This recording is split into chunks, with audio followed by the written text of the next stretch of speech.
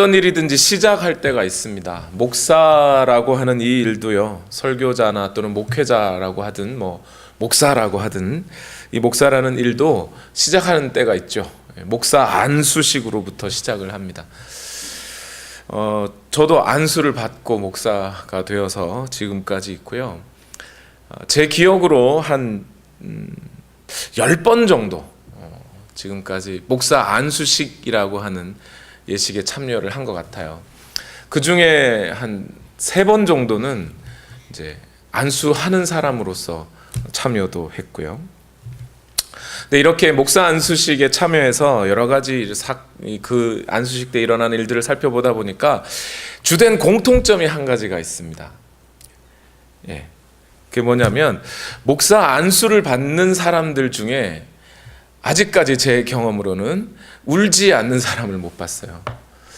이제 예식을 쭉 하다가 이제 안수 받으실 분 올라오십시오. 그리고 안수위원들 이제 손 얹고 기도해 주십시오. 그러면 손을 얹는 순간부터 갑자기 어깨가 들썩들썩 막 울기 시작해요. 다 울어요. 안 우는 사람이 아직 없었어요. 그걸 보면서 생각해봤습니다. 왜 울까? 왜 울까? 저도 울었거든요. 왜 울까? 전도사로 살면서 구박받았던 게 속상해서 회한의 눈물을 흘리는 걸까? 그건 아니겠죠, 그죠? 그건 아니겠죠. 그럼 왜 울까? 아마 그 순간에 목사 안수를 받는 그 순간에 대부분의 사람들의 마음은 다 비슷할 거예요. 찬송가 그 가사 중에 이런 가사가 있거든요. 쓸모없는 이 몸을 값지게 하시었네, 이런 구절이 있어요. 그 가사 말씀처럼 이 지난 세월 내가 예수 그리스도를 믿고 아무것도 아니었던 죄인인 나를 하나님께서 부르셔서 하나님의 말씀을 전하는 자로 세워주신다는 것, 그것이 얼마나 감사한 일인지, 비록 힘든 길이지만 주님만 의지하고 오직 아골골짝 빈들에도 복음 들고 가오리다 하는 마음의 다짐, 이런 마음들이 막 뒤섞여서 아마 눈물을 흘린 게 아닐까 싶어요. 그렇게 생각해 보면 목사 안수를 받을 때 대부분 목사님들이 사명감 가지고 하나님 앞에 쓸모없는 이 몸을 써주신 것만 해도 감사하다 하는 그 마음으로 다들 시작했을 텐데, 그죠? 오늘날 목회자들이 이 처음의 마음이 회복이 잘 안 돼서 그런지, 유지가 안 돼서 그런 것인지, 쓸모없는 이 몸을 써주셔서 감사하는 말은 좀 사라지고, 쓸데 많은 이 몸을 안 써주니 당신들이 이상해, 이렇게 하는 마음으로 바뀌어가는 것 같아서 좀 마음이 아파요. 오늘날 교회의 부패가 이처럼 빨라진 원인도 목회자들이 그 처음 마음, 그 사명감과 감사와 감격을 놓쳤기 때문이 아닐까 하는 생각도 듭니다. 이제 오늘 우리는 누가복음 4장 31절에서 44절, 그 중에서 38절에서 44절 말씀을 오늘 본문으로 읽었는데요. 전체 사실은 31절에서부터 44절까지 말씀 전체가 한 단락입니다. 우리는 이 4장 31절에서 44절의 말씀을 통해서 예수님이 사역 초기에, 그러니까 예수님이 이제 침례 받으시고 이제 광야에서 사단의 시험도 다 통과하시고 이제 안수식을 다 치르신 거죠. 그러시고 자기 동네 가서 딱 자기가 뭘 하실 건지, 어떤 사역을 위해 자기가 이 땅에 오셨는지를 이사야서의 말씀을 가지고 딱 선포를 했어요. 그랬더니 같은 동네 사람들이었던 나사렛 사람들이 어떻게 했어요? 예수님을 붙잡고 죽이려 들었어요. 그래서 거기서부터 나오셔서 이제 가버나움으로 가셨습니다. 우리는 이 31절에서 44절의 말씀을 통해서 예수님의 사역 초창기 예수님이 사역을 어떤 마음과 어떤 태도로, 어떤 생각과 어떤 사명감으로 그 사역들을 진행해 가셨는지 우리는 좀 볼 수가 있습니다. 먼저 우리 지난 시간의 말씀들을 잠시만 복습하고 갔으면 좋겠는데요. 우리는 지난 31절에서 37절 말씀을 통해서 예수님은 하나님 나라의 대표자로 이 땅에 오셔서 누구와 싸우셨어요, 지금요? 누구요? 귀신의 역사들과 귀신들과 싸우셨어요. 예배 가운데, 회당 예배 가운데 소리를 지르며 예수 그리스도의 사역을 방해하는 사람들과 싸우셨습니다. 정확하게는 그 사람들은 아니고 귀신의 역사들과 싸우셨죠. 그래서 하나님의 나라의 힘과 권능을 갖고 오신 예수 그리스도는 그 사단의 권세들과 사단의 나라들과 싸워서 얼마든지 이기고도 남음이 있는 능력이 있음을 보여주셨어요.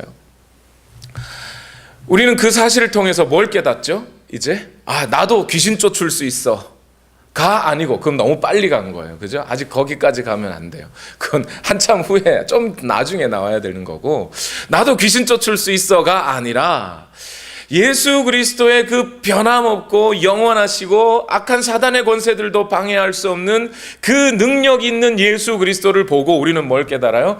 오늘 내게 주어진 이 구원이, 내게 주어진 이 구원의 역사가, 하나님 나라의 힘이, 능력이, 내게 주어진 이 하나님 나라의 그 권세가 결코 빼앗기거나 넘어지지 않겠구나. 예수 그리스도의 능력은 그 악한 사단의 권세보다 훨씬 더 강하고 권세가 있는 것이므로 그 어떤 것도 이것과 비길 수 없는 것들이구나라는 걸 깨닫는 겁니다. 그래서 오늘 우리가 이 구원의 안정감을 누리면서 예수 그리스도의 말씀을 끝까지 따르고 순종하며 살아야지. 비록 세상의 나를 힘들게 해도 악한 영들이 우리를 예수 그리스도의 말씀에 순종하는 것에 방해한다 할지라도 나는 그 권세를 믿고 따라갈 거야 라고 다짐하는 것, 그것이 오늘 누가복음이 오늘 우리에게 요구하는 바입니다. 이제 오늘 38절에서 44절 말씀을 읽었는데요, 이 31절에서 37절 말씀에 있는 하나님 나라의 권세를 가지고 오신 예수님의 그 능력은 악한 사단의 권세도 깰 수 없다라고 하는 이 주제가 여전히 38절에서 44절까지 후반부의 말씀까지도 연결이 되어 있긴 합니다. 그러나 그 말씀뿐만 아니라 이제 후반부에는 예수 그리스도가 과연 어떤 태도로 이 사역 초기에 예수 그리스도께서 하나님의 말씀을 선포하셨는지도 볼 수가 있습니다.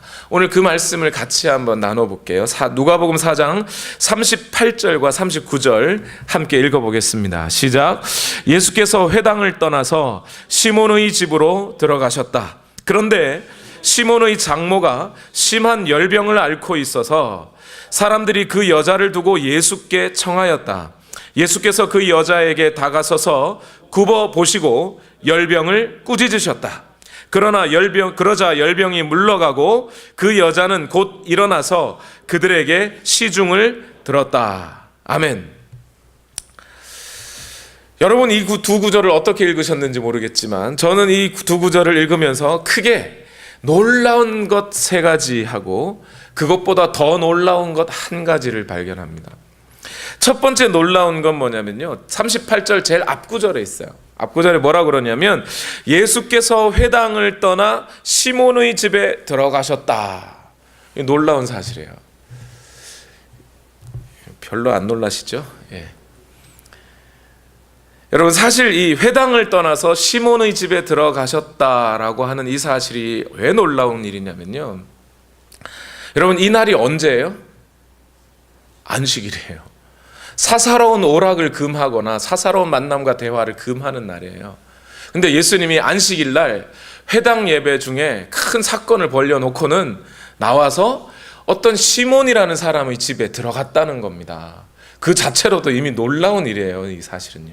그런데 조금씩 생각해보면 이 구절은 처음에는 우리에게 많은 궁금증을 유발해 주는 구절이에요. 왜 그러냐면 예수님께서 회당을 떠나 시몬의 집에 가셨다. 그러면 예수님이 일단 시몬의 집에 가셨다 하니까 누가는 지금 이 시몬이라는 사람을 소개를 했어요, 안 했어요? 안 했어요. 일단 시몬이 누군지 설명을 안 해요. 그걸 봤을 때는 분명히 누가의 편지를 읽고 있는 그 상대방, 그 편지의 독자와 누가 역시 이 시몬이라는 사람을 분명히 공통적으로 아는 사람이겠죠. 그러니까 시몬의 집에 이렇게 얘기했을 거예요.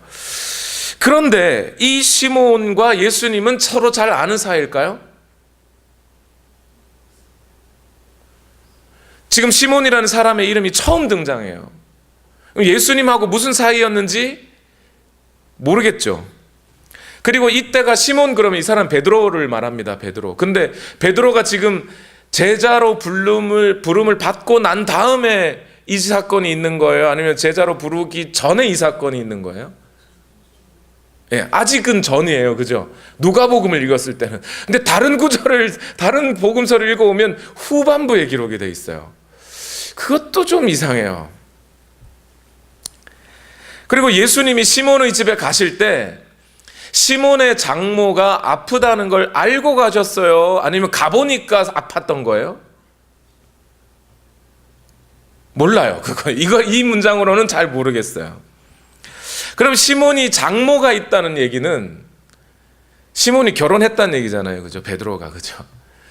천주교의 사제들 베드로를 본받아 다 혼자 사는 거 아니었어요? 싱글로? 근데 베드로는 결혼했다는데요. 여기 보니까. 의문이 막 생기죠. 그 다음에 시몬의 장모가 아팠다 그랬어요. 그러면 장모를 시몬이 모시고 살았나요?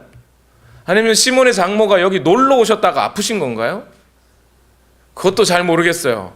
만약 시몬이 시몬의 장모를 모시고 살았다면 시몬의 장인은 그럼 어디가 계신 거예요? 지금 돌아가셨다는 건가요? 베드로의 그럼 부모님은 어떻게 계셨다는 거예요? 같이 살았나요? 그 집에? 여기는 분명히 시몬의 집이라 그랬거든요. 여기 의문투성인 거예요. 이 문장은 사실은요.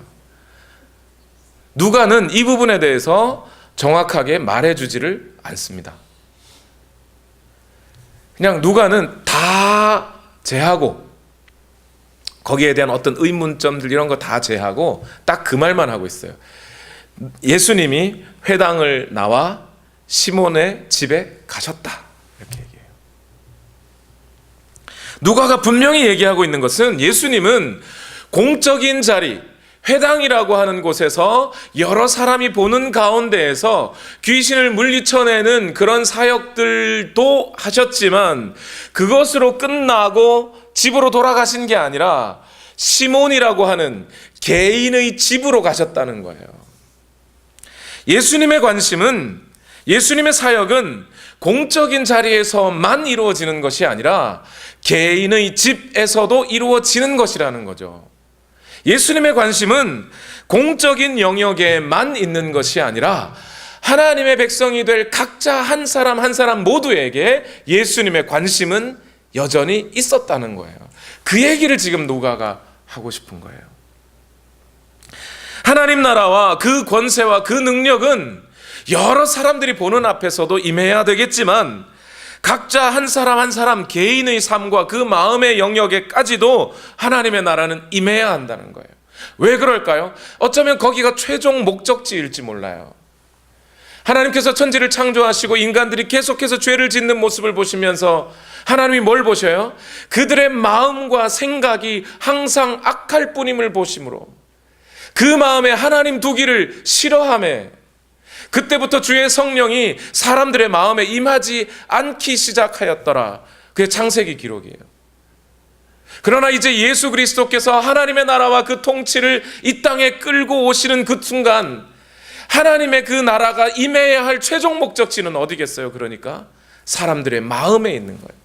그냥 여러 사람들이 보는 자리에서 저 사람 예수구나, 저런 사역을 하는구나, 캠페인을 하시는구나가 아니라 각 사람 한 사람 한 사람의 마음에 하나님의 나라가 임하는 일들이 있어야 한다는 거죠. 그것을 위해 예수님은 공적인 자리에서 이제 개인의 집으로 가신 거예요. 이뿐만 아니라 예수님의 마음을 우리는 이 구절을 통해서 다시 한번 보고 놀랄 수 있어요. 무슨 얘기냐면 여러분, 안식일 날 회당에서 큰 역사가 있었습니다. 귀신들이 떠나갔어요. 이게 보통 문제가 아니죠. 그리고 그 예수님의 소문이 안식일인데도 그죠? 갑자기 사람들에게 확 퍼지기 시작했어요. 사역 초반에 이제 혜성같이 나타난 사역자가, 침례 요한은 이제 지는 해, 예수님은 뜨는 해, 그죠? 그러면서 막 자기의 사역이 이제 공적인 자리에서 막 펼쳐지기 시작하는데 그 다음에 예수님은 어디 가야 될까요? 이제 회당에서 여러 사람들이 보는 앞에서, 가버나움에서, 그죠? 가버나움 회당에서 여러 사람이 보는 앞에서 능력을 행하시기 시작해서 사람들에게 좋은 소문이 막 났어요. 이제 뭐 해야 돼요? 홍보해야죠. 예수님 사역을. 그렇잖아요. 큰 데 가야죠. 그런데 예수님은 거기로 가시지 않으시고 모든 걸 뒤로 하고 시몬이라는 사람의 집에 가셨다는 거예요. 예수님의 사역의 초점은 성공에 있지 않다는 거예요. 인기에 있지 않다는 겁니다. 예수님은 이제 사람이 더 모이는 곳에 가서 홍보할 생각이 있는 게 아닌 거예요. 오늘날 목회자들이 정신 똑바로 차려야 할 것이 여기에 있죠. 예수님도 자기 홍보하려고 나서지 않으셨다니까요. 한 사람 한 사람, 그 사람들이 어떻게 하나님 나라의 복음을 듣고 변화받을 것이냐에 관심이 있었던 거죠. 내가 어떻게 하면 많은 사람에게 더 큰 영향력을 끼칠 수 있을까라고 하는 효율에 관심이 없고요. 얼마만큼 내가 어떻게 전해야, 복음을 전해야 한 사람이 변화받을 수가 있을까 하는 효과성에 관심이 있는 거예요. 어쩌면 예수님이 우리에게 보여주시고 있는 모습은 뭐냐면요, 복음을 만약에 하나의 어떤 스푼으로 생각하면 복음은 국자일까요? 티스푼일까요? 여러분, 국자라고 하고 싶은데, 그죠? 된방에 그냥 크게 한번 휘둘러 줄 수 있는. 근데 예수님은 지금 뭘 보여주시는 거예요? 복음은 마치 티스푼 하나로 콩알 하나 들어 옮기듯이 하나 한 사람 꼼꼼하게 사역하고 그렇게 복음을 전해야 이 복음의 효과가 드러나기 시작한다는 걸 예수님이 어쩌면 지금 역설적으로 보여주고 계신 것인지 모르겠어요. 제가 둘째로 이 구절에서 놀라운 단어가 하나가 또 있는데 열병이라는 단어예요. 열병이라고 발음하시는 분들도 있는데 제가 보기에는 열병이 맞는 것 같아요. 그런데 이 열병을 알아 누웠다, 시몬의 장모가, 이런 구절인데요. 제가 왜 이 구절에서 놀라게 되는 거냐면 마가복음에는 오늘 본문과 병행 구절이 있습니다. 마가복음에, 오늘 누가복음과 똑같은 구절이 마가복음에도 있어요. 근데 마가복음에도 번역서를 읽어보니까 한국말 번역에도 열병으로 알아 누웠다 이렇게 번역이 돼 있어요. 근데 그 번역은 약간 좀 의역을 한 것 같고요. 헬라어 원어로 가면 마가복음 1장 30절에는 퓨레소라고 하는 동사를 분사형으로 만들어서, 문법 용어가 나오면 좀 복잡해지는데 뭐 이렇게 이해하시면 됩니다. 이 마가복음 1장 30절에는 동사를 분사형으로 만들어서 시몬의 장모가 열이 많아서 알아누웠다, 이런 표현이 있는 거예요. 정확하게는. 누가복음에는 뭐냐면 시몬의 장모가 열병으로 누웠다, 이렇게 되어 있는 거고요.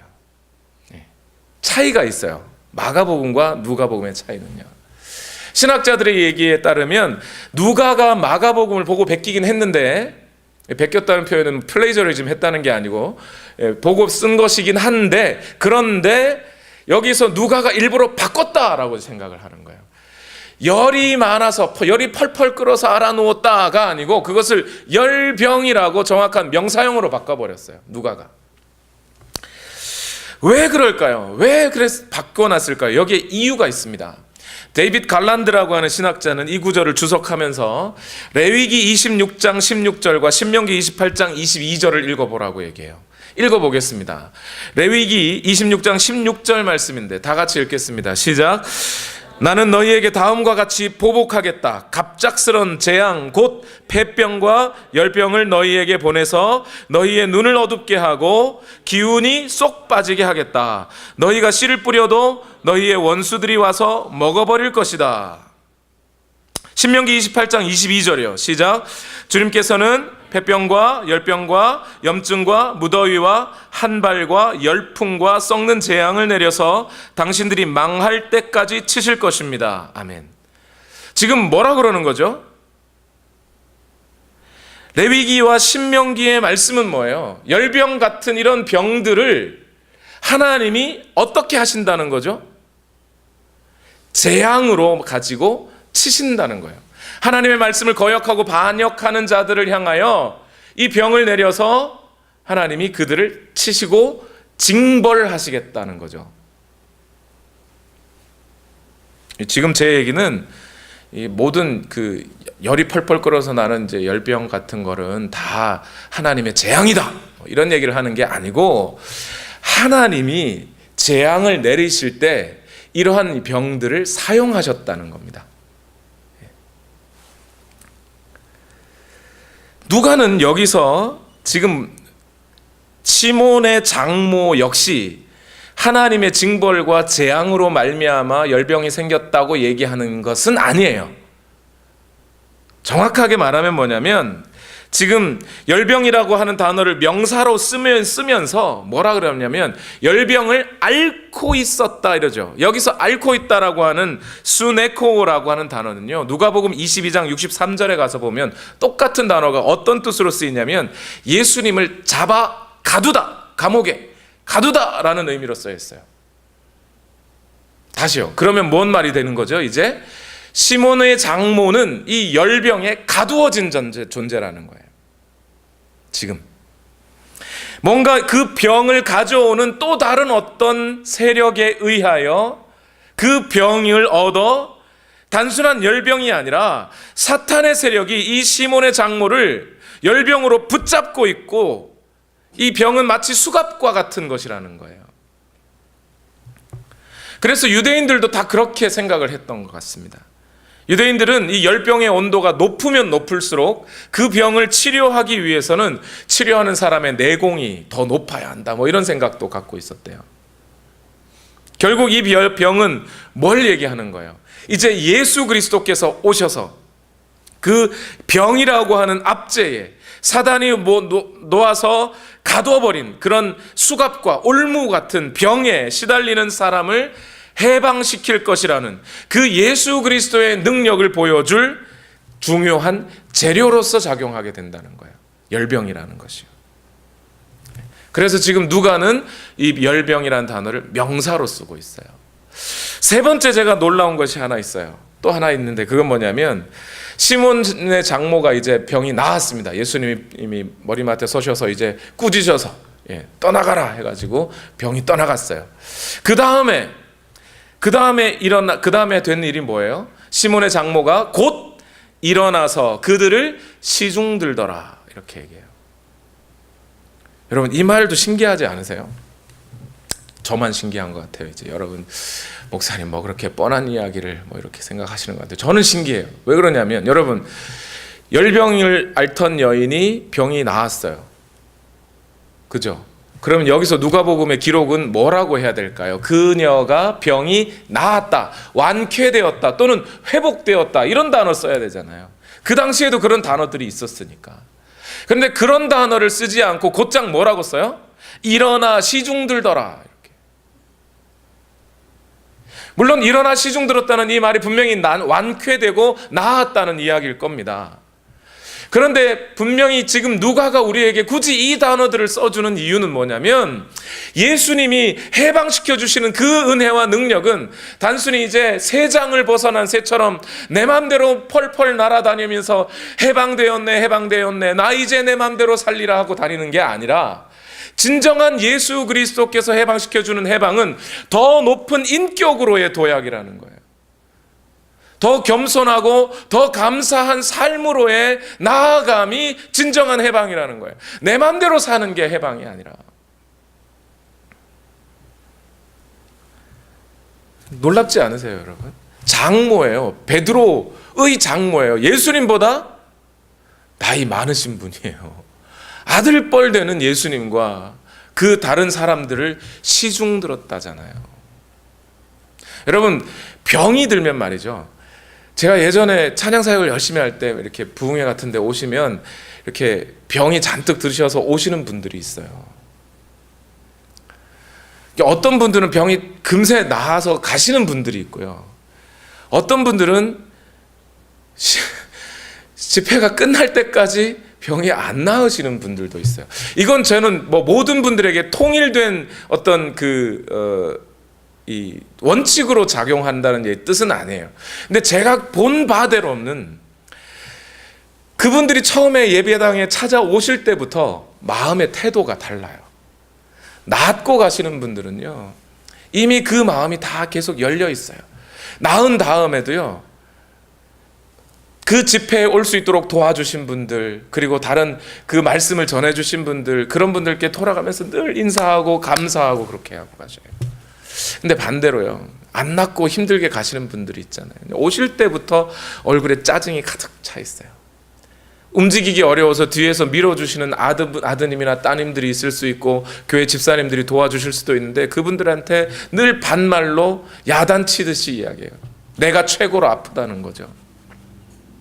당신들이 내 아픔을 어떻게 아느냐는 거예요. 그런 분들은 사실 잘 안 나으시더라고요. 그 마음 중심에서부터 변화가 일어나지 않으면 안 되는 거죠. 이 세 가지에 더해서 더 놀라운 사실 한 가지가 제가 깨달아지는 것이 있었는데요. 그건 뭐냐면 38절 마지막 부분이에요. 38절 마지막 부분을 우리 한번 읽어볼까요? 시작. 사람들이 그 여자를 두고 예수께 청하였다. 마가복음에서 똑같은 구절을 여기서 누가복음은 바꾼 게 하나가 있어요. 그게 청하였다라는 구절이에요. 마가복음엔 뭐라고 돼 있냐면 사람들이 예수님께 이 여인에 대하여 말해드렸다 이렇게 돼 있어요. 예수님, 이 사람이요 언제부터 아파가지고요 지금 이렇게 아픈데요 까지 했다는 거예요.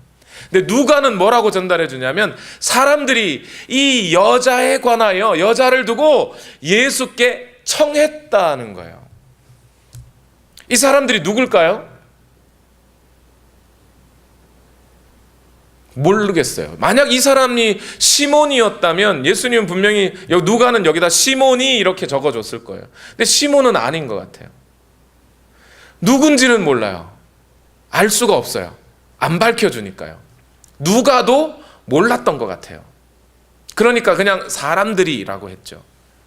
꼼꼼한 누가의 성격에 의하면 만약 누가가 이 사람들의 이름을 알았다면 그 이름까지 적어줬을 거예요. 근데 사람들이 이렇게 얘기해요. 이름 모를 사람들이, 어쩌면 예수님도 잘 모를 만한 그런 사람들이 그 여인에 대하여 청하였다. 누가가 계속 강조하는 부분인 거죠. 여기가 청했다. 그 사람들이 이름은 모르지만 그 사람들 안에 뭐가 있는 거죠? 이 여인을 데리고 예수께 가면, 예수 그리스도께서 이 여인에게 와주시기만 한다면 나을 것이라고 하는 믿음이 그 사람들에게 있었겠죠. 그러니 청하는 거죠. 예수님이 이 시몬의 장모를 고쳐주는 이 일을 결정하시고 실행하시고 움직이실 때까지 그 결정에 가장 큰 역할을 했던 건 사람들의 요청이었다는 겁니다. 예수님은 지금도 이름 모를 어떤 사람들의 사정을 알고 그들의 요청을 듣고 계신 거예요. 오늘 저와 여러분 이렇게 생각하시면 좋겠어요. 예수님은 그 위대하시고 그 큰 능력을 갖고 계시니, 또 저 하늘나라에 높이 계시니, 오늘 나와는 관계없는 분 정도, 그저 이름만 우리에게 주고 가신 정도가 아니라 지금도 우리 모두의 마음을, 관심을 갖고 계시고 오늘 우리의 요청을 듣고 계시고 그 요청을 실행하시고자 마음을 쏟고 계신 그분이 바로 예수 그리스도라는 사실을 우리가 인정했으면 좋겠습니다. 그런데 여러분, 예수님이 시몬의 장모를 고쳐주신 이 날이 무슨 날이었다고요? 안식일이었어요. 솔직하게 말씀드려서요, 아무리 예수님의 행동을 변호해 보려고 해도요, 예수님이 하시는 이 행동, 안식일 날 회당을 떠나 시몬의 장모의 집에 들어가서 그의 병을 고쳐주는 이 일을 행동은요, 그 당시 유대인의 안식일법을 어긴 거예요. 정면으로 위배한 거예요. 돌을 맞아도 누가 뭐라고 할 수 없는 상황인 것이 사실이에요. 근데 바로 그게 우리에게 참 은혜가 되지 않나요? 예수님께서 시몬의 장모의 병을 고치기 위하여 예수님 자신은 안식일 법을 어기는 것이라는 것을 아셨을까요? 몰랐을까요? 안식일마다 회당을 찾아가 예배드리는 예수님이 그걸 모를 리가 없죠. 알면서도 한 사람의 죽음 앞에, 한 영혼의 고통 앞에 외면하지 않으시고, 야, 내가 안식일법을 지켜야 되니까 내일까지 기다려 하지 않으시고, 그 자리에 당장, 비록 내가 돌 맞는 한이 있더라도 아골골짝 빈들에도 복음 들고 가오리다, 바로 이 마음 아닌가요? 내가 맞아 죽는 한이 있어도 당신의 병을 고쳐드리겠소 하고 달려가는 게 예수님의 마음인 거죠. 이제 이 사건이 어떻게 전개가 될까요? 누가복음 4장 40절 말씀 다 같이 읽겠습니다. 시작. 해가 질 때에 사람들이 온갖 병으로 앓는 사람들을 다 예수께로 데려왔다. 예수께서는 한 사람 한 사람에게 손을 얹어서 고쳐주셨다. 여러분, 이것도 읽어보니까 은혜가 아닌가요? 잘 생각 한번 해보세요, 여러분. 해가 질 때에, 유대인들의 안식일은요, 해 질 때 시작해서 해 질 때 끝납니다. 그러니까 금요일 저녁 해 질 때 시작합니다, 안식일이. 그리고 토요일 저녁 해 질 때 끝납니다. 해가 지면 안식일이 끝난 거예요. 그러니까 여기서 지금 40절에 누가가 굳이 해가 질 때라고 했다는 얘기는 안식일이 끝났어요, 시작했어요, 중간이에요? 안식일이 끝났다는 거예요, 안식일이. 여기서 해질 때는 이미 안식일 날 아침에 회당 예배 드렸잖아요. 그리고 회당 예배 끝나고 시몬의 장모의 집에 갔잖아요. 그리고 해가 질 때니까 안식일 끝날 때라는 겁니다. 그냥 안식일이 끝날 때니까 사람들이 어떻게 했어요? 안식일 있는 동안에는 병 고침을 하는 것도 잘못이지만 병 고침을 받는 것도 안식일법을 위배니까 바리새인들이 막 뭐라고 그러니까 돌로 쳐 죽이려고 그러니까 병이 있어도 나오지 못하는 거죠. 그러니까 그 병 붙잡고 예수님만 가만히 보고 있다가 안식일 날 해가 딱 지는 순간, 이제 안식일이 끝나는 순간 막 쏜살같이 달려와서, 그 얘기예요 지금. 쏜살같이 달려와서 이 사람 저 사람 그냥 몇 명을요, 병의 종류도 모르겠어요, 온갖 병으로 앓는 사람들을 몇 명을요 다 예수께로 데리고 왔대요. 이쯤 되면 말이죠, 그 병을 고쳐주는 사역자는 어떨까요? 기분이 좋을까요, 나쁠까요? 예. 나쁜 사역자는 기분 나빠하고요, 좋은 사역자는 기분 좋아합니다. 무슨 얘기냐면, 아니 나는 말이지 안식일 날 돌 맞아가는 것 다 내가 감내해 가면서 병 고치려고 했는데 그때는 안 나오다가 자기들만 살겠다고 안식일 날 버업 안 어기려고 가만히 있다가 안식일 날 딱 끝나니까 나와? 야, 그러면 안 되지. 어떻게 그럴 수 있어? 라는 생각을 할 수 있죠, 사람이라면. 근데 예수님은 그렇게 하지 않으시고 그 모든 사람을 어떻게 해주셨어요? 고쳐주셨어요. 근데 누가의 언어의 표현을 보세요. 그냥 고쳐주셨다가 아니고 어떻게 고쳐주셨다고요? 예수께서는 고쳐주셨다. 어떻게요? 한 사람 한 사람에게 손을 얹어서 고쳐주셨다. 잔소리하지 않으시고 그들을 원망하지 않으시고 그들의 병을 고쳐주시되 한 사람 한 사람 그들을 고쳐주셨다는 거예요. 예수님의 관심은 사람들의 고통인 거예요. 거기에 관심이 있는 거예요. 내가 이 병 고쳐줄 때 너 나한테 돈 얼마 줄래? 내가 너희를 위해 사역할 테니 우리 어떻게 집은 지어줄 거니? 전세방이라도 하나 마련해 줄 거니? 또 자기에게 나오시는 자들을 보고 그들의 학력이나 재주나 외모를 보지 않으시고 몸만 보이는 거예요. 예수님 눈에 그들의 고통만이 보이는 거죠. 사람들의 고통이 있고 죽음에서 몸부림치고 있는 사람들을 보면 가서 구하고 싶은 마음이 드는 게 예수님의 마음이었던 거죠. 예수 그리스도께서 갖고 오시는 그 하나님 나라의 능력과 권세는 이런 방식으로 임하는 거예요. 우리의 어떤 외모나 학력이나 재주나 우리의 빈부나 이러한 것과 관계없이 남녀노소 불문하고 모두 다 예수 그리스도의 이름 앞에 무릎 꿇는 자들에게 하나님의 나라는 임하게 되어 있다는 겁니다. 그런데 여러분, 예수님은 병자들만 고치셨나요? 4장 41절 또 나아가서 이런 말씀이 있습니다. 다 같이 읽겠습니다. 시작. 또 귀신들도 많은 사람에게서 떠나가며 소리를 질렀다. 당신은 하나님의 아들입니다. 그러나 예수께서는 꾸짖으시며 귀신들이 말하는 것을 허락하지 않으셨다. 그가 그리스도임을 알았기 때문이다. 예수님은 귀신들도 쫓아내셨다는 거예요. 누가가 설명하는 방식을 잘 쫓아가 보세요. 첫날 아침에 안식일날 회당 아침에서 귀신 들린 자를 귀신 쫓아내셨어요. 그 다음에 시몬의 집에 가셔서 장모의 병을 고치셨어요. 그 다음 구절에는 온갖 사람들의 모든 병을 다 일일이 고쳐주셨어요. 그 다음에 또 귀신 쫓으셨어요. 그죠? 그렇게 반복적으로 이렇게 서술을 하고 있는 이유가 뭐예요? 예수님은 이 일들을 그 당시에 제너럴리 일반적으로 늘 하셨다. 이렇게 되는 거예요. 빛이 오면 어둠이 물러가듯이, 생명이 오면 죽음이 물러가듯이, 예수 그리스도께서 하나님 나라의 선포자로서 하나님 나라의 주인공으로서 오시게 되면 악한 영들과 그 역사들은 힘을 잃고 떠나게 되어 있는 거예요. 우리가 여기서 애써서 귀신아 떠나라고 소리를 안 질러도 예수 그리스도라고 하는 생명이 오늘 우리 삶에, 우리 마음 가운데, 우리의 삶에 자리를 잡는 순간 사단의 권세는 자연스럽게 떠나게 되어 있는 거예요. 그런데 이 구절에서 눈여겨볼 것이 한 가지가 있어요. 귀신들이 사람들을 놓고 떠나가면서 뭐라고 외쳤다고 그래요? 41절에 보니까 당신은 하나님의 아들입니다 그랬어요. 당신은 하나님의 아들입니다. 그 말이 맞아요, 틀려요? 맞죠? 예수님은 하나님의 아들이에요. 벌써 앞에 천사도 그런 선포를 했죠. 목동들도 그런 선포를 했죠. 침례 요한도 그랬고, 하나님도 음성을 주셨고, 성령도 비둘기같이 임하셨고, 앞에 누가복음 1장에서 3장, 4장 앞 전반부 내내 했던 얘기가 그 얘기예요. 그러니까 지금 이제 귀신의 역사가 떠나가면서 당신은 하나님의 아들입니다 라고 얘기를 해요. 맞잖아요. 근데 예수님이 뭐라 그래요? 꾸짖으시며.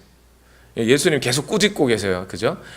열병도 꾸짖으시고 귀신도 꾸짖으시고, 여기 꾸짖다는 단어 헬라어 그대로 똑같이 3번 반복되어 있습니다. 꾸짖었다. 하나님, 예수님의 권위를 드러내는 말이에요. 꾸짖으시며 뭐라 그래요? 예수님이 입 다물어 이렇게 말하지 말라 그래요. 말하지 말라. 왜 말하지 말라 그랬을까요? 예수님이 왜 말하지 말라 그랬을까요? 말해주면 어때요? 좋잖아요. 홍보도 되고. 근데 예수님이 하지 말래요. 왜 하지 말라 그랬냐면 41절 후반부에 그 이유가 이렇게 적혀 있어요. 그가 그리스도임을 알았기 때문이다. 말이 좀 안 되는 것 같지 않으세요? 귀신들이 예수가 그리스도라는 사실을 알았기 때문에 말 못하게 했다는 거예요.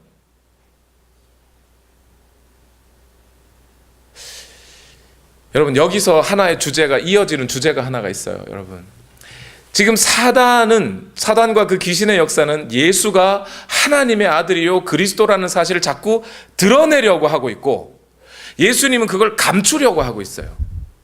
그렇죠? 왜 그런 거죠? 앞에서 사단이 예수님을 시험하러 올 때도 예수님이 하나님의 아들로서, 전능자로서, 창조주로서 시험을 받으신 게 아니고 한 인간으로서 시험을 받으셨잖아요. 그러면서 사단이 자꾸 예수 그리스도의 그런 신성, 그런 능력 많음을 자꾸 드러나게 하고, 사단은, 예수님은 그것을 하지 않으려고 자꾸 하셨어요. 왜 그랬죠, 그때? 그렇게 해야만 사람들이 예수 그리스도를 사람으로 알고 죽일 수 있는 거예요. 그렇지 않나요? 사람들이 예수님을 하나님의 아들이요 그리스도라고 인식하는 순간 그들은 예수님을 못 죽여요. 어떻게 하나님의 아들을 죽여요? 여기서도 똑같아요. 귀신은 떠나가면서 당신은 예수의 하나님의 아들이지 하고 가는 거예요. 그걸 드러내고 싶은 거예요. 사람들이 그를 못 죽이게. 그러나 예수 입을 다물게 해요. 아직 그 얘기하면 안 돼. 나는 죽어야 돼. 죽어야 돼. 예수님은 이미 사역의 초창기부터 자기가 어떠한 죽음을 맞으실 것인가를 예견하고 알고 계시고 각오하고 계셨다는 거예요. 예수님 자신도 하나님의 아들로서 인정받는 것이 뭐 그렇게 나쁘겠습니까? 사람들이 하나님으로 인정해 주는 것이 뭐가 나쁘겠어요? 그러나 하나님이 그에게 맡기신 사역, 십자가를 지고 죽으시는 일을 감당하시기 위해서는 지금 그 사실들이 알려지거나 사람들에게 인식되어서는 아직은 안 된다는 거예요. 지금 예수님이 귀신을 쫓아내고 열병을 고치시고 하는 이 모든 일들이, 그걸 보고 사람들이 야, 저 사람이 정말 예언자인가? 이 정도까지는 모르겠어요. 그러나 그들이 과연 하나님의 아들이구나 라고 아는 순간 예수님을 죽이려 들지는 않을 거예요. 그냥 예수님은 지금 사역의 초창기부터 자신의 종말을 준비하고 계셨던 거예요. 오늘날 사역자들의 태도와는 정반대죠. 예수님을 등에 업은 당나귀와 같이 살아야 할 사역자들이 예수님이 오신다고 박수 쳐주니까 자기한테 박수 쳐주는 줄 알고 하고 일어나는 순간 예수님은 땅에 떨어지는 거죠. 오늘날 사역자들이 이 자리에서 하나님의 말씀을 선포하면서 예수 그리스도를 드러내고 우리를 위하여 죽어주신 예수 그리스도의 사역을 나타내어서 사람들로 하여금, 그 설교를 듣는 사람들로 하여금 예수 그리스도를 발견하고 그 예수 그리스도를 통하여 나오는 그 하나님의 나라를 받아들여야 사람들에게 구원이 있다고요. 그런데 사람들은 자꾸, 설교자들은 사람들이 자기를 인정해 주기를 바라고 자기를 높여주기를 자꾸 바라는 거예요. 목사님 설교 은혜로웠어요. 목사님 능력이 대단하시네요. 이 소리 듣고 싶어서 거기에 취하는 그런 사역자들이 넘쳐나고 있다는 거죠. 이게 오늘날의 큰 비극이에요, 여러분. 이제 안식일 사역이 마무리되어 갑니다. 예수님의 위대한 능력을 본 사람들, 이제 예수님을 어떻게 대우할까요? 이처럼 능력 많으신 예수님, 여러분들이 만약 가버나움 사람들이었다면 예수님을 어떻게 해주시겠어요? 어떻게 대하시겠어요? 예수님 다른 데 가셔서도 이 좋은 말씀 전해 주십시오 하실 건가요? 아니면 우리와 함께 있자 하실 건가요? 누가복음 4장 42절에서 44절 말씀 다 같이 읽어보겠습니다. 시작. 날이 새니 예수께서 나가셔서 외딴 곳으로 가셨다. 무리가 예수를 찾아다니다가 그에게 와서 자기들에게서 떠나가지 못하시게 자기네 곁에 모셔두려고 하였다. 그러나 예수께서 그들에게 말씀하셨다. 나는 다른 동네에서도 하나님 나라의 복음을 전해야 한다. 나는 이 일을 위하여 보내심을 받았기 때문이다. 그리고 예수께서는 유대교의 여러 회당에서 복음을 선포하셨다. 아멘. 여러분, 그런 이야기 있잖아요. 한 연예인이 턱이 다쳐가지고 여기다 반창고를 붙였는데 다음날 아침에 일어났더니 집 앞에 기자들이 막 쳐들어와 있다는 거 아닙니까? 왜 그런가 했더니 그 반창고 붙인 게 유행이 돼가지고 사람들이 다 저도 저 반창고 어떻게 붙였는지 막 이쁘다고. 그러면 그 이제 기자들이 찾아온 그 연예인은 이제 어디로 가야 돼요? 이제 방송국으로 가야죠. 그러면서 이제 내가 어쩌다가 이 반창고를 붙였는지 막 그럼 설명을 해가면서 유행을 시켜야 자기도 인지도도 높아지지 않겠습니까? 예수님은 그런데 이 안식일의 사역, 이 하루 만에 회당에서 귀신 쫓아내고 시몬의 장모를 고쳐주고 여러 사람들을 다 고쳐주고 귀신도 쫓아내고 그래서 능력을 행하신 그 예수님이 예루살렘으로 가셔서 자기 홍보하시고 방송국에 마이크 딱 잡으신 게 아니고 외딴 곳으로 가셨답니다. 사람들로부터 숨어 조용한 곳으로 가셨다는 거예요. 그러자 사람들이 발칵 뒤집어졌습니다. 예수님 어디 계시냐고. 예수님 찾으러 나섰습니다. 그리고 예수님을 붙잡고 놔주지를 않습니다. 이 사람들이 뭐 하고자 하는 거예요? 예수님 붙잡고 같이 있자는 거죠. 왜 같이 있자는 거예요? 예수님이 있으면 병 안 걸릴 것 같은 거죠. 예수님 있으면 귀신 안 들릴 것 같은 거죠. 예수님 있으면 부자 될 것 같은 거예요. 예수님을 자신의 자산으로 삼고 싶은 거잖아요. 하나의 프로퍼티로. 예수님을 주로 모시는 게 아니고 자신의 재산으로 삼고 싶은 마음이잖아요. 오늘날 많은 교회들이 사실 이러고 싶어 하지 않나요?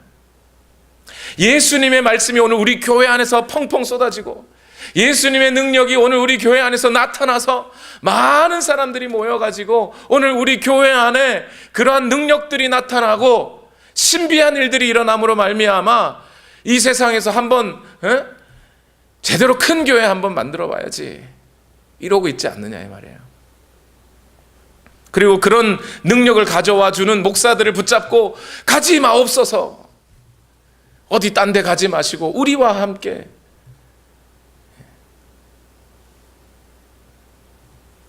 근데 예수님은 이렇게 말씀하십니다. 나 가야 된다. 붙잡지 마라. 왜요? 내가 해야 할 일은 다른 동네에 가서도 하나님 나라의 복음을 전해야 하기 때문이다. 여기서 다른 동네는 보기 1번과 2번 드리죠. 보기 1번, 다른 동네에 큰 교회가 있다. 2번, 다른 동네에는 아무것도 없다. 몇 번이요? 2번이에요. 2번이에요, 여러분. 1번이 아니고 2번이에요. 1번은 다시 거꾸로 다른 동네에 큰 교회가 회당이 있어가지고 거기 가서 내 홍보를 하려고 가는 게 아니고요.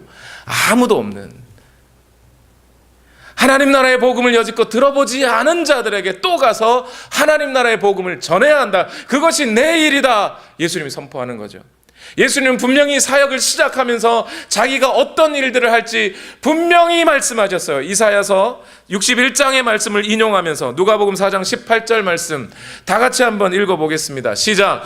주님의 영이 내게 내리셨다. 주님께서 내게 기름을 부으셔서 뭐 하라고요? 가난한 사람에게 기쁜 소식을 전하게 하셨다. 가난한 사람이 어떤 사람이에요? 돈 없는 사람이 아니고요. 심령이 가난한 사람, 하나님 나라의 복음을 들어보지 못하여 여전히 인생의 세상 가운데 죽어가고 있는 그 사람들을 향해 오늘 하나님 나라의 복음을 전하는 일을 하는 것이 오늘 내가 할 일이다. 그것이 최우선적으로 할 일이다. 물론 병도 고쳐야 하고 귀신도 고쳐야 하고 포로된 사람에게 해방을 선포하는 일도 있어야 하지만, 그러나 그 모든 일보다 우선적으로 해야 될 것은 하나님 나라의 복음을 전하는 일이다라는 거예요. 오늘 많은 교회들이 예수 그리스도를 자신의 자산으로 삼고 예수 그리스도를 교회 안에 가두어 버리려고 하는 그 노력들이 있다면, 그것은 오늘 가버나움 사람들처럼 100% 실패할 수밖에 없는 시도예요. 오늘날 복음은 여전히 이 세상에 예수 그리스도를 알지 못하는 사람들을 향해 퍼져가야 돼요, 여러분. 지지난주인가요? 3주 전이군요. 북한 선교사님 한 분을 만났습니다. 부부인데 중국과 북한에서 벌어지고 있는 일들을 우리에게 알려주셨어요. 여러분, 지금 현재 중국에 있는 크리스찬의 수가 몇 명 될 것 같으세요, 여러분? 대한민국 인구가 5천만입니다. 5천만. 그죠? 작년인가요? 제가 재작년쯤인가에 중국 안에 있는 이 지하에 숨어 있는 그리스도인들의 수가 8천만 명이라고 들었습니다. 대한민국 인구보다 많아요. 중국의 인구가 많은 게 문제가 아니고. 근데 지난주에 제가 그 선교사님들을 통해서 제가 들은 이야기는 뭐냐면요, 중국의 공안들의 추산으로는, 중국 공안 추산이에요. 공안 경찰국에 있는 사람들이 추산으로는 약 겉으로 드러난 삼자교회 교인들과 지하에 숨어 있는 교인들 다 합쳐서 2억 명 정도 될 거라는 거예요. 공안의 추산이에요, 여러분. 심지어 중국 안에서 한인 선교사가 가서 중국 한 사람을 변화시켰죠. 그 중국 사람이, 한 여자 청년이 중국 남부에 교회를 세워요. 몇 명씩 모였다 흩어졌다 하면서 교회를 세워서 그 사람들이 숨어서 예배를 드립니다. 그리고 그 예배를 드리던 사람들 중에 한 명이 북한으로 가서 북한의 지하교회를 세우고 있다는 이야기를 들었어요. 그 사람들을 생각해 보세요. 여러분, 하나님의 복음이 지구 방방곡곡에 흩어져야 돼요. 창세기의 말씀처럼 가서 정복하라 그러셨잖아요. 하나님의 말씀이 흩어져야 되고 하나님의 사람들이, 하나님의 백성들이 흩어져서 세계 방방곡곡에 가야 되는 거예요. 그런데 그거 안 가겠다고 바벨탑을 쌓고 있는 거죠. 그게 오늘날 대형 교회들이 오늘 건물 안에 사람들을 모아놓고 우리 교회 몇천 명, 우리 교회 몇만 명 하고 있는 것이 바벨탑 세워놓고 자랑하는 거랑 뭐가 달라요, 여러분? 예수님은 지금 복음이 없는 자들을 향해서 가시겠다는데 그 예수 그리스도의 능력을 붙잡고 안 놔주려고 한다면 지금 뭐 하자는 거예요, 이게? 사단이 하는 일을 우리가 똑같이 하자는 것밖에 더 됩니까? 예, 저는 우리 교회 큰 부흥이 있기를 원합니다. 많은 사람들 오기를 원합니다. 그러나 와서 가두어지지 말고 또 나가세요. 우리 교회 청년부 사역을 제가 계속해서, 때로는 우리 교회 청년부가 30명이 될 때도 있고요. 어쩔 때는 한두 명 남아있을 때도 있어요. 왜 그러냐면 한 해에 청년들이 졸업해서 나가는 수가 이렇게 6명, 7명 될 때도 있고 한두 명 될 때도 있고 이러다 보니까 때론 들쭉날쭉해요. 그럼에도 불구하고 청년부 사역을 계속 하겠다고 마음먹는 이유는 뭐냐면 그 청년들 불러서 우리 교회 가둬놓으려고 할 생각이 있는 게 아니에요. 어차피 그 청년들 2년, 3년 지나면 딴 데 가야 돼요. 진학 때문에 가든지 취업 때문에 가든지 따라가야 돼요. 붙잡고 있을 수가 없어요. 물론 끝까지 우리 교회에 남아주면 감사하죠. 감지덕지 저는 눈물을 흘릴 만큼 좋아요. 그런데 그 청년들 2, 3년 동안 여기 있는 동안 하나님의 말씀으로 철저하게 훈련되어서 나가서 복음 전하라고요. 모판에 있는 모들은 모판에 있으면 안 돼요. 논으로 나가야죠. 거기 가서 열매를 맺어야죠. 그리스도인들이 교회 건물 안에 갇혀 있으면 안 돼요. 나가야 돼요. 복음 들고. 복음 들고 나가서 거기서 하나님 나라를 선포하고 예수 그리스도를 증거해야 돼요. 말씀을 마무리하겠습니다. 여러분, 예수님은 그 큰 권능을 가진 통치자이시면서도 동시에 한 사람 한 사람의 영혼과 고통에 뜨거운 지대한 관심을 가진 사랑 많으신 따뜻한 분이셨습니다. 그 예수님은 이 사역을 초기부터 진행하셨고 십자가에 달려 죽으실 때까지 한 영혼들에 대한 마음을 놓치지 않으셨습니다. 오늘 우리가 그 예수 그리스도의 모습을 보면서 우리가 무엇을 생각해야 될까요? 나도 예수님을 본받으리라. 예, 좋습니다. 본받으십시오. 그런데 본받는 건 좀 나중에 하셔도 됩니다. 자꾸 무슨 좋은 얘기만 있으면 본받으려고 하는 거 기독교적인 생각이 아니고 사실은 그 유교적인 생각입니다. 왜냐하면 오늘 본문이 말해주고 있는 바는 예수 그리스도 메시아에 관한 말씀이에요. 물론 사역자들도 예수님을 본받아 사역해야 될 거예요. 그러나 그 이전에 해야 될 일이 있어요. 예수 그리스도는 오늘 이 땅에 오실 때 하나님의 나라를 끌고 오셨다고요. 일단 그 하나님의 나라가 우리 가운데 임하는 게 먼저예요. 그 하나님의 나라가 우리 가운데 임하려면 그 능력 많으신 예수 그리스도가, 또한 그 사랑 많으신 예수 그리스도가 오늘 우리의 주인으로 와 계셔야 돼요. 성인으로 계시면서 우리가 본받을 게 아니라 내 삶의 주인으로 오셔서 나를 통치하셔야 된다고요. 예수님의 병 고치는 거 나도 본받고 싶습니다. 예수님의 그 사랑은 나도 본받고 싶습니다. 그러나 본받기 전에 그 예수 그리스도가 주인이 되어 와 계셔야 돼요. 그러지 않으면 아무것도 소용이 없어요. 오늘날 목사들도 그저 예수님을 본받으려고 한다는 말이에요. 왜 본받아요? 예수님 본받아서 예수님처럼 사역하고 싶대요. 오늘날 목사들에게 맡겨진 일은요, 예수님처럼 사역하라는 게 아니에요. 물론 그런 예수님의 본을 받아야 되긴 하겠지만 예수님처럼 교회를 다스리라고 한 게 아니에요. 예수님이 다스리도록 돕는 일을 하라는 거죠. 여러분, 이 시간 이 말씀을 들으신 여러분, 본받으려 하기 이전에 예수 그리스도가 나의 주인이신지를 먼저 점검하십시오. 그분이 여러분의 마음을 통치해야 하나님의 나라가 오늘 여러분의 것이 되는 겁니다. 기도하시겠습니다. 우리 찬양할 때 이 찬양 함께 했으면 좋겠어요. 주 나의 모습 보네, 상한 나의 맘 보시네, 주 나의 눈물 안에 홀로 울던 맘 아시네. 세상 소망 다 사라져가도 주의 사랑은 끝이 없으니 살아가는 이 모든 순간이 내 주님의 은혜임을 나는 믿네. 이 사랑 본받으십시오. 그러나 그 이전에 먼저 그 예수 그리스도가 나의 주인인지를 보십시오. 그분은 오늘 우리를 향하여 관심을 갖고 계시고 우리 각자 한 사람 한 사람의 상한 마음을 보시며 우리를 회복시키시고 치유하시고자 기다리고 계십니다. 그분을 통해 오늘 우리 심령 가운데 하나님의 나라가 임할 수 있음을 믿습니다. 우리 이 찬양을 하나님 앞에 뜨겁게 드리면서 예수 그리스도를 주인 되심을 고백하십시다. 주 나의 모습 보내, 주 나의 모습 보네, 상한 나의 맘 보시네, 주 나의 눈물 안에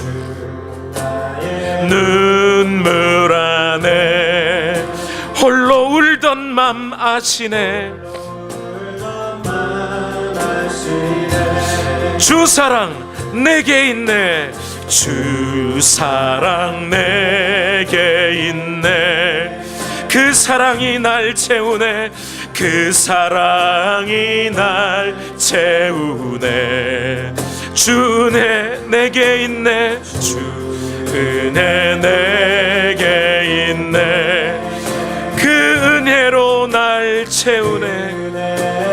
날 세우네. 아멘. 세상 소망 다 사라져가도, 다 사라져가 주의 사랑은 끝이 없으니, 끝이 없으니 살아가는 이 모든 순간이 내 주님의 은혜임을 나는 믿네. 주여, 내가 주님을, 당신을 주님으로 모십니다. 세상 소망 다 사라져가도, 세상 소망 다 사라져가도 주의 사랑은 끝이 없으니, 살아가는 이 모든 순간이 주 은혜임을, 주 나의 모습 보내. 우리 소리 높여 고백합시다. 주 나의 모습 보내. 상한 나의 맘 보시네. 상한 나의 맘 보시네. 주 나의 눈물 안에, 주 나의 눈물 안에 홀로 울던 맘 아시네. 우리 각자 한 사람 한 사람의 그 상처와 아픔과 고통에 관심을 갖고 계신 우리 주 예수 그리스도가 오늘 나의 주인이심을 고백합니다. 주의 사랑은 끝이 없으니, 살아가는 이 모든 순간이, 이 모든 순간이 주 은혜임을 날. 세상 소망 다 사라져가도, 세상 소망 다 사라져가도 주의 사랑은 끝이 없으니, 살아가는 이 모든 순간이 내 주님의 은혜임을 믿습니다. 주 은혜임을. 세상 소망 다 사라져가도, 세상 소망 다 사라져가도 주의 사랑은 끝이 없으니, 살아가는 이 모든 순간이 주 은혜임을 나는 믿네. 여러분, 이 시간 기도하며 우리 하나님 앞에 우리의 마음을 정직하게 내어놓고 한번 기도해 봅시다. 예수 내 구주 맞습니까? 예수 나의 주인님 맞습니까? 예수 내 도깨비 방망이, 예수 내 램프의 진이, 예수는 내 재산이었던 것 아닙니까? 예수 이름 부르면 능력 나타나고, 예수님 나 안 도와주면 나 삐치고, 그렇게 살았다면 예수님이 적어도 당신의 주인은 아니었을 수 있습니다. 오늘 우리는 이제 그 주인의 삶을 본받고, 그 주인의 삶의 영향을 받고, 내 삶을 주인께 맞춰드리고 주인의 뜻에 순종하며 주인의 뜻을 이루어주는 삶을 살아야 합니다. 그 사람이 예수님을 주인으로 모신 사람입니다. 그렇게 예수 그리스도를 모셔드리고 예수 그리스도만이 나의 인생의 주인이라 고백하는 순간, 예수 그리스도는 또한 우리를 향하여 그 마음을 쏟으시고 그 사랑을 쏟으시고 그 은혜를 쏟으셔서 오늘 우리를 영원한 구원의 길로 계속하여 인도하여 가시는 겁니다. 이것이 오늘 우리 그리스도인의 삶이 아닌가요? 우리 다시 한번 기도하며 하나님 앞에 우리의 마음을 정직하게 내드리십시다. 주여, 내가 당신을 주인으로 모십니다. 예수 내 구주. 이 세상 소망 다 사라져가도 예수님만 나의 주인, 예수님만 나의 구세주. 우리 시간 다 같이 함께 기도하겠습니다. 살아계신 하나님, 오늘도 우리 가운데 역사하여 주심을 감사합니다. 주여 역사하시고 오늘 우리를 인도하여 주시옵소서. 우리 성도님들 한 사람 한 사람 그들의 마음에 예수 그리스도 오셔서 통치하시고 그들을 다스려 주시옵소서. 주님 역사하시고 하나님의 말씀이 오늘 우리 가운데 채워지기를 원합니다.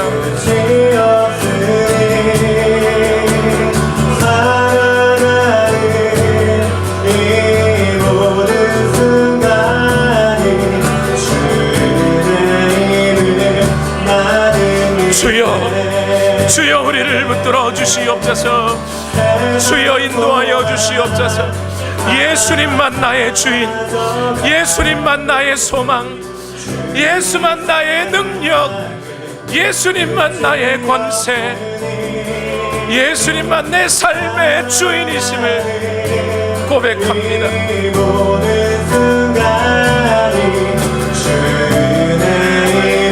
예수 내 구주, 예수 내 구주, 예수 내 구주, 예수 내 구주. 바다처럼 나를 잠잠케 해 주 사랑, 내 영혼의 반석, 그 사랑 위에 서리. 주 사랑, 주 사랑, 주 사랑. 거친 풍랑에도 깊은 바다처럼 나를 잠잠케 해 주 사랑, 내 영혼의 반석, 그 사랑 위에 서리. 내가 주인 삼은